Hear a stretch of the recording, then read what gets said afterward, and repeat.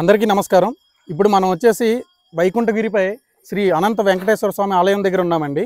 ఇప్పుడు మనం చూస్తున్న వ్యక్తి ఎవరో కాదండి, ఈ ఆలయ ధర్మకర్త గారు। ఈ ఆలయాన్ని నిర్మించింది ఈయనే, కర్రి సముద్రారెడ్డి గారు। ఈ టెంపుల్లో మనం ఈయన ఎలా కట్టారు ఏంటనే విశేషాలు ఈ వీడియోలో తెలుసుకుందాం। ఓం నమో నారాయణాయ, ఓం నమో నారాయణాయ, ఓం నమో నారాయణాయ।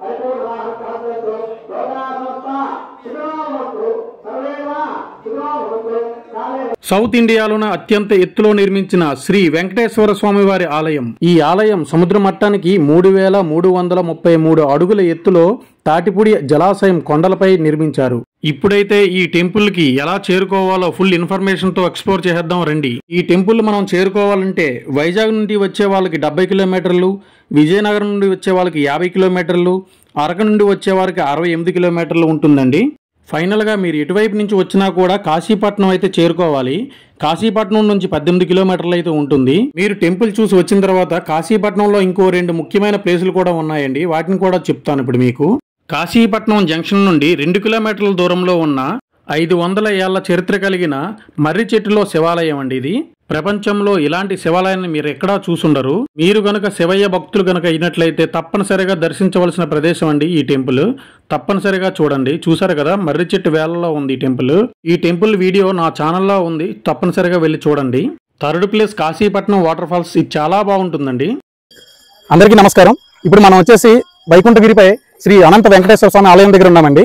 ఇప్పుడు మనం చూస్తున్న వ్యక్తి ఎవరో కాదండి, ఈ ఆలయ ధర్మకర్త గారు। ఈ ఆలయాన్ని నిర్మించింది ఈయనే, కర్రి సముద్రారెడ్డి గారు। ఈయన ఈ టెంపుల్ కట్టారు। ఈ టెంపుల్లో మనం ఈయన ఎలా కట్టారు ఏంటనే విశేషాలు ఈ వీడియోలో తెలుసుకుందాం।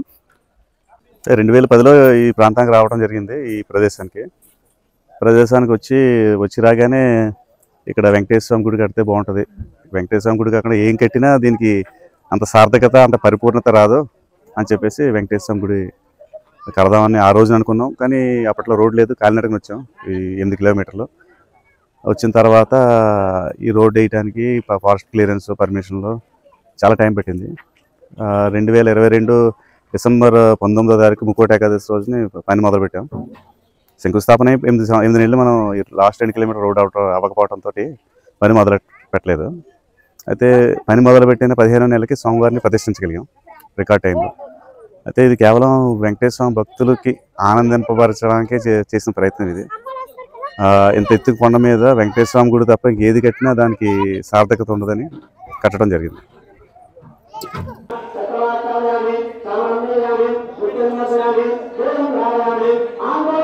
మనం వెంకటేశ్వర స్వామి గుడికి వెళ్లే ముందు ఎంట్రీలో రైట్ వైపు ఆంజనేయ స్వామి టెంపుల్ ఉంటుందండి।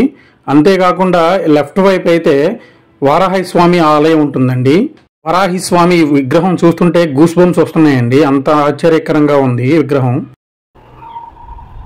ఫ్రెండ్స్, పొద్దున్న ఎక్కడికి వెళ్ళిపోతున్నాం అనుకుంటున్నారా? మేమైతే అరకు ట్రిప్ అయితే ప్లాన్ చేసుకున్నాము।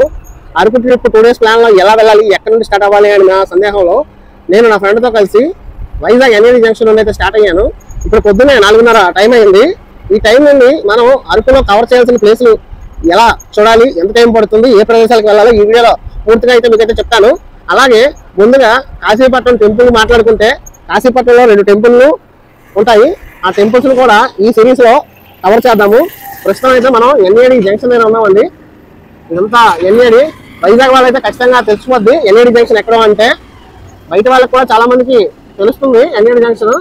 హైదరాబాద్ నుండి వచ్చే వాళ్ళ ప్లాన్ అయినా హైదరాబాద్ నుండి వచ్చే వాళ్ళైనా ఎవరైనా కూడా ఎలా వెళ్ళాలి అనేది ఈ ట్రిప్లో అయితే క్లియర్గా తెలుస్తుంది। ఈ వీడియో స్టార్టింగ్లో ఒక మాట అడుగుతాను, ఒక లైక్ చేయండి, కామెంట్ చేయండి, వీడియోని ఫుల్గా చూడండి। అరకు ట్రిప్ ఫుల్ డీటెయిల్స్ అయితే మీకైతే అందించబోతున్నాను ఈ వీడియోలో। ఫ్రెండ్స్ మనమైతే ప్రెజెంట్ పెందుర్తి జంక్షన్ దగ్గర ఉన్నాము। మార్నింగ్ 5 అయిందండి।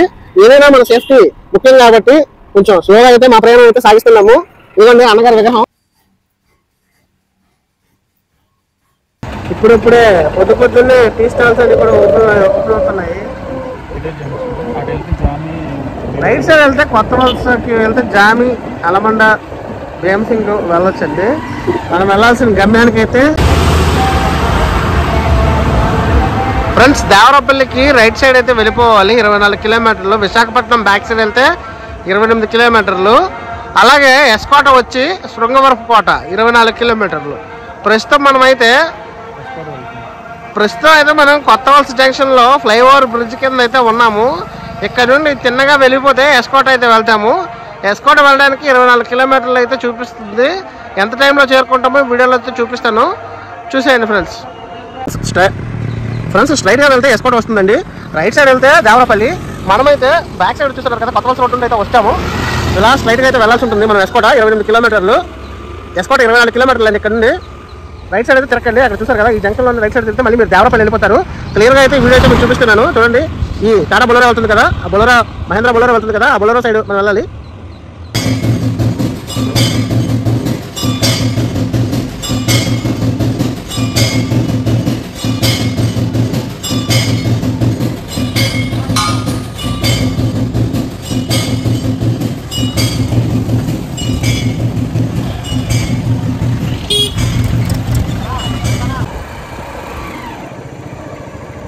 భవానీ నగర్ అండి. అరకు వెళ్ళే రూట్లో మనకి ఎంట్రీలోనే ఉంటుంది HP పెట్రోల్ బంక్. ఇక్కడ నుంచి కరెక్ట్గా కాశీపట్నం.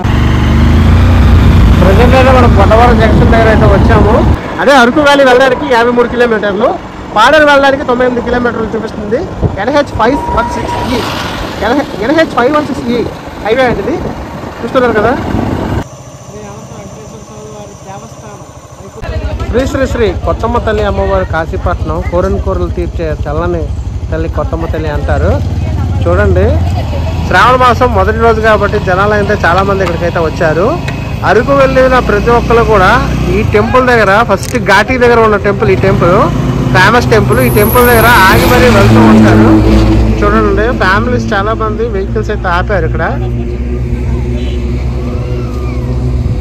అరకు వెళ్ళాలి అనుకున్న ప్రతి ఒక్కరు కూడా ఇక్కడ వచ్చి ఆగుతారు ఖచ్చితంగా.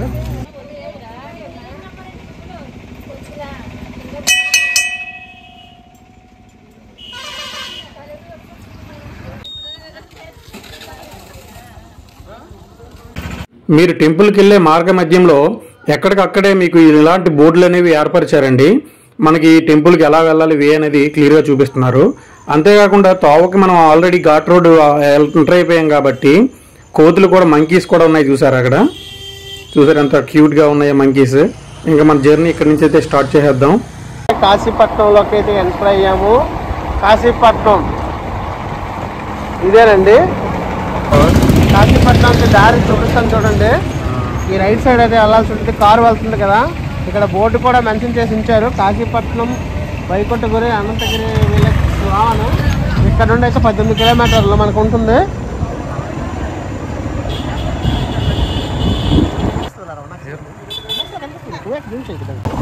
ఈరోజు శనివారం కదండి, కాశీపట్నం సంత కూడా జరుగుతుంది. సంతకి రెడీ అవుతున్నారు చాలా మంది. మీరు కాశీపట్నం టెంపుల్కి వెళ్ళేటప్పుడు ఈ బ్రిడ్జ్ మీకు తగిలితే ఎంట్రన్స్ లోనే మీరు కరెక్ట్ వేలో వెళ్తున్నట్టు. ఈ బ్రిడ్జ్ తగలకపోతే మిస్ అయినట్టు.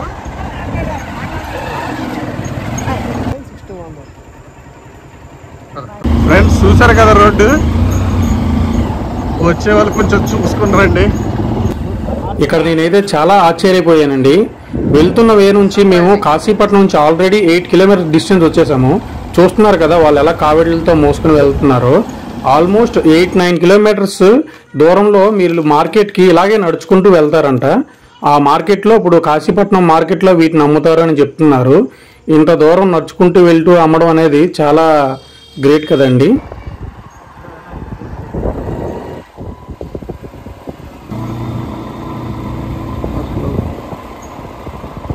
టిఫిన్స్ కూడా దొరుకుతాయి ఫ్రెండ్స్ ఇక్కడ మనకి కన్నారపురంలో. ఫ్రెండ్స్ తప్పగా ఉంది. గత 10 కిలోమీటర్లు దాటిన తర్వాత ఎన్ఆర్పురం ఊరు దాటిన తర్వాత రోడ్డు అయితే మాత్రం చాలా టఫ్గా ఉంది. తార్ రోడ్డే, కానీ అలవాటు ఉన్న వాళ్ళు మాత్రమే ఈ ఘాటీ సెక్షన్ని డ్రైవ్ చేస్తే చాలా మంచిది. ఎవరు పడితే వాళ్ళైతే వెళ్ళకపోవడం ఇంకా మంచిది. ఫ్రెండ్స్, వైకుంఠగిరి టెంపుల్కి పైకి వెళ్తున్నప్పుడు ఎగువ కొండపర్తి, ఈ కొండ మీద ఇంత hill top resorts, resorts spring valley resorts food luxury rooms అయితే ఇక్కడ అవైలబిలిటీ అయితే ఉన్నాయి. డీకే పర్తి అనే ఊరు తగులుతుంది. ఆ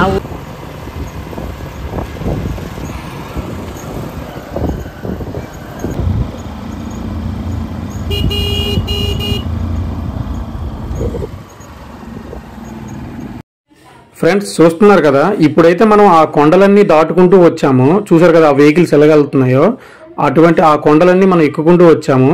ఈ లొకేషన్ ఉంది కదా, ఈ లొకేషన్లో ఫోటో షూట్స్ అవి చాలా బాగుంటాయి అంట చెప్పారు. మేము కూడా ట్రై చేసాం, చాలా బాగుంది ఫొటోస్ వ్యూ అయితే. చాలామంది ఇక్కడ ఫోటో షూట్లు అవి కూడా చేసుకుంటారు.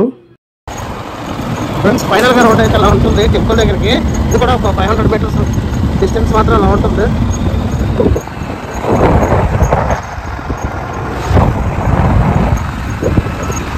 చాలామంది వస్తున్నారు వైకుంఠగిరి టెంపుల్కి.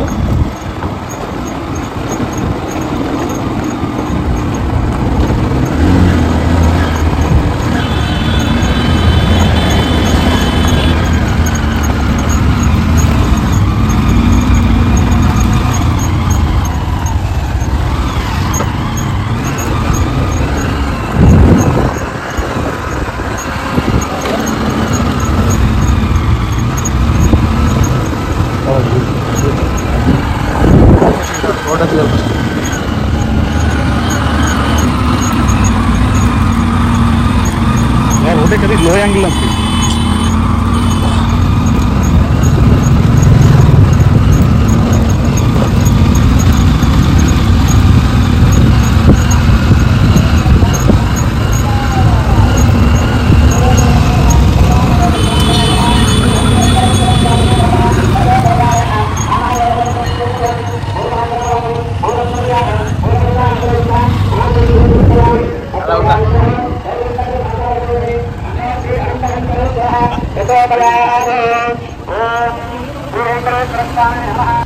టెంపుల్కి ఆల్మోస్ట్ మన కాశీపట్నం నుండి టెంపుల్ వరకు కూడా తార్ రోడ్డే ఉందండి.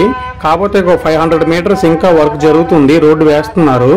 అంతేకాకుండా టెంపుల్ దగ్గర కూడా కొన్ని వర్క్స్ జరుగుతున్నాయి. ఇంకా కొంచెం ఫినిష్ అయిపోద్ది, ఇంకా 1 yearలో ఫినిష్ అవుద్దని చెప్తున్నారు. టోటల్గా ఆల్మోస్ట్ టెంపుల్ అయితే పూర్తిగా కంప్లీట్ అయిపోయిందండి. దర్శనానికి అందరూ రావచ్చు. ఫ్రెండ్స్ ఇక్కడ టెంపుల్ అయితే రీచ్ అయిపోయాం కదా, ఇక్కడ నుంచి వ్యూ చూడండి ఎంత బాగుందో. మనకి ఈ టైంలో కొంచెం ఎండ వస్తే మనకి మేఘాల మధ్యలో ఉన్నట్టు ఉంటుందండి ఈ టెంపుల్ అనేది. అందుకే దీన్ని వైకుంఠగిరి అని అంటారు. మీకు ఒకవైపు కనిపిస్తున్న కొండలన్నీ కూడా అనంతగిరి కొండలండి. ఇంకో వైపు కనిపిస్తున్న కొండలు మీకు ఇటువైపు చూస్తుంటే తాటిపూడి జలాశయం ఉంది కదండి, ఆ జలాశయం పక్కనే ఉన్న కొండలండి అవి. ఇక్కడ నుంచి మనం చూస్తే తాటిపూడి వ్యూ అనేది చాలా క్లియర్గా కనిపిస్తుంది. నేనైతే ఇక్కడికి రాగానే ఈ నేచర్ చూసి చాలా ప్రశాంతంగా ఫీల్ అయ్యానండి, చాలా బాగుంది. హాయ్ ఫ్రెండ్స్, అందరికీ నమస్కారం. మీరు చూస్తున్నారు Naidu all in one guide channel. ఈరోజు మనం వచ్చేసి వైకుంఠగిరిలో శ్రీ అనంత వెంకటేశ్వర స్వామి ఆలయం దగ్గరికి వచ్చామండి. ఇక్కడ వచ్చేసి ఈ టెంపుల్ యొక్క ప్రాముఖ్యత ఏంటంటే ఇది 3300 అడుగుల ఎత్తులో ఉందండి. మన సౌత్ ఇండియాలోనే అత్యంత హైయెస్ట్ పీక్ లో ఉన్న ఈ టెంపుల్ అండి. తప్పనిసరిగా ఈ టెంపుల్ అందరూ విజిట్ చేయండి. చూసారు కదా ఈ టెంపుల్ ఎంత బాగుందో. ఫ్రెండ్స్ ఇప్పుడు మనం చూస్తున్నాం కదా ఈ టెంపుల్ అనంత వెంకటేశ్వర స్వామి టెంపుల్ ని పూర్తిగా చూద్దాం రండి. ఈ టెంపుల్లో ఏమేమి ఉన్నాయి, దీని విశిష్టత ఏంటి అన్ని చూద్దాం రండి. దీని గురించి పూర్తిగా మీకు ఎక్స్ప్లెయిన్ చేయబోతున్నాను. ఈ వీడియోని స్కిప్ చేయకుండా పూర్తిగా చూడండి. అంతేకాకుండా ఒక లైక్, సబ్స్క్రైబ్ కూడా చేయండి.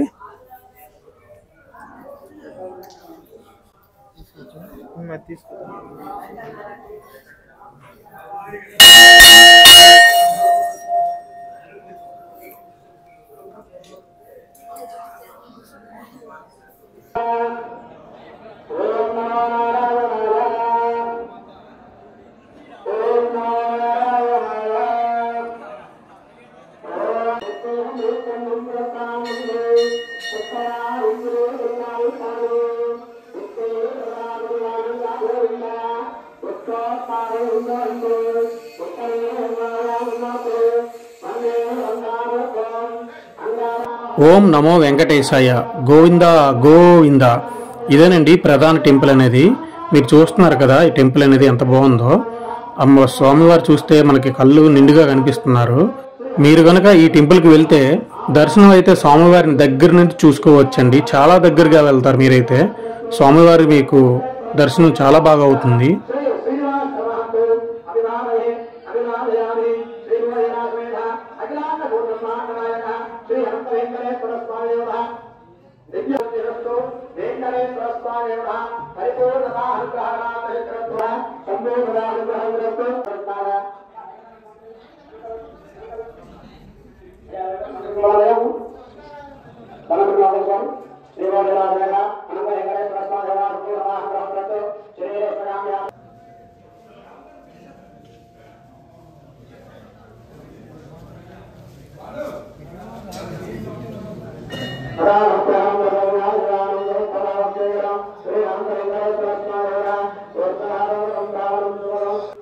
నేనైతే వెంకటేశ్వర స్వామి దర్శనం చాలా బాగా అయిందండి. మనకి చాలా దగ్గరగా అవుతుంది దర్శనం కూడా. చాలా హ్యాపీగా ఫీల్ అయ్యానండి. ఇక్కడ ఇంత దూరం వచ్చినందుకు చాలా చాలా హ్యాపీగా ఉంది ఈ దర్శనం చేసుకున్నందుకు. శ్రీ అనంత వెంకటేశ్వర స్వామి వారి దర్శనం కోసం చాలా ఎక్కువ మందే వస్తున్నారండి. రద్దీ చూస్తున్నారు కదా, చాలా ఎక్కువ మంది జనాలు ఉన్నారు. దర్శనం అయిన తర్వాత చూసారు ఎంత చక్కగా కూర్చున్నారో. అలా ప్రకృతి ఒడిలో కూర్చున్నట్టుంది ఇక్కడ మనం కూర్చుంటే. అంత ప్రశాంతంగా, అంత స్వచ్ఛమైన గాలి, చుట్టూ ఉన్న వాతావరణం, నేచర్ని మనం చాలా ఎంజాయ్ చేయవచ్చు. మేము దర్శనానికి వెళ్ళిన రోజే చాలా ఎక్కువ మంది స్వాములు కూడా వచ్చారండి. చాలా మంది వచ్చారు. దర్శనం అయిన తర్వాత అందరికీ ప్రసాదం కూడా ఇస్తున్నారండి. అందరికీ కూడా తప్పనిసరిగా మేము వెళ్ళే వాళ్ళందరూ కూడా ప్రసాదం తీసుకోండి. అంతేకాకుండా చూసారా శ్రీవారి నామాలు ఎలా పెట్టారో. నేనైతే స్వామివారి ప్రసాదం తీసుకున్నాను. టేస్ట్ కూడా చూశానండి, చాలా చాలా బాగుంది. అదేంటో స్వామివారి ప్రసాదం అనగానే చాలా చాలా. మీరు ఇక్కడ చూస్తున్నట్టయితే టెంపుల్ని ఇంత కొండపైన కూడా చాలా చక్కగా కట్టారు.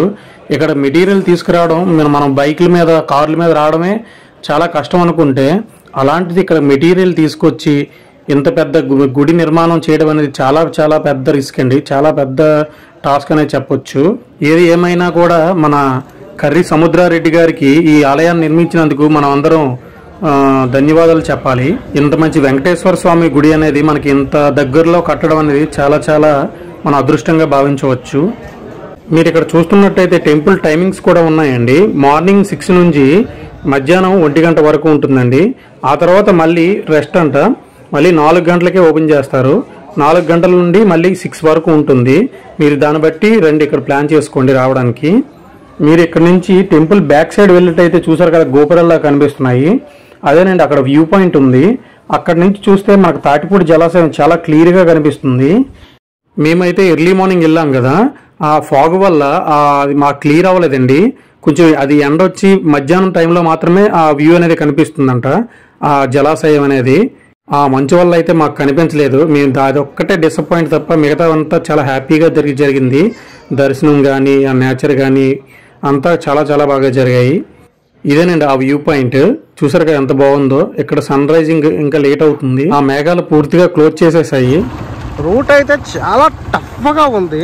లాస్ట్ 500 మీటర్స్, ఎందుకంటే రూట్ ఇంకా వేయలేదు. ఎక్స్పర్ట్ డ్రైవర్స్ తీసుకుని వస్తే కొంచెం బెటరు. అలాగే బళ్ళు కూడా 150cc బైక్స్ తీసుకొస్తే ఇంకా బెటర్.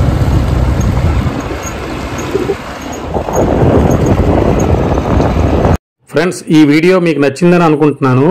ఈ వీడియో చివరి వరకు చూసినందుకు మీ అందరికీ ధన్యవాదాలు. మా ఛానల్లో టెంపుల్స్ అండ్ ట్రావెలింగ్ ఇన్ఫర్మేషన్ ఉంటుంది, పూర్తిగా చూడండి.